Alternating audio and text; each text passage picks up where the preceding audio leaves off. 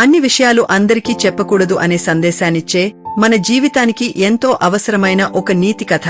Moral story.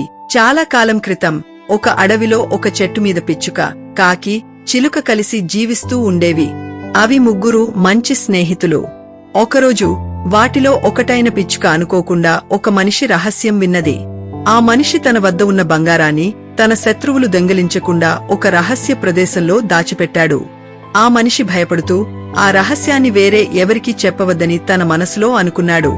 కాని అమాయకమైన పిచ్చుక ఆ రహస్యాన్ని ఎలాగైనా తన స్నేహితులతో పంచుకోవాలని అనుకుంది. ఆ మనిషి రహస్యాన్ని పిచ్చుక కాకికి చెప్పింది. తర్వాత కాకి ఆ రహస్యాన్ని చిలుకకు చెప్పింది. ఇలా ఒకరి నుంచి ఒకరికి తెలియడంతో అడవిలోని జంతువులన్నింటికీ ఆ రహస్యం తెలిసిపోయింది.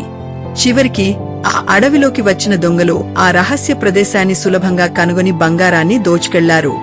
మనిషి వచ్చి తన బంగారం పోయిందని బాధపడ్డాడు.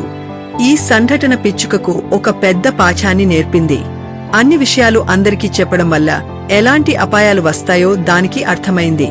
తన నోటి దూకుడు వల్లే ఆ మనిషికి నష్టం జరిగిందని పిచ్చుక ఎంతో పశ్చాత్తాపడింది. కథలోని నీతి: మన జీవితంలో కొన్ని ముఖ్యమైన విషయాలను మరియు రహస్యాలను ఎవరితోనూ పంచుకోకూడదు. మన బలహీనతలు, లక్ష్యాలు మరియు సమస్యల గురించి అందరితో మాట్లాడటం వల్ల ఇబ్బందులు ఎదురవుతాయి. నమ్మకమైన వ్యక్తులతో మాత్రమే వాటిని చర్చించాలి.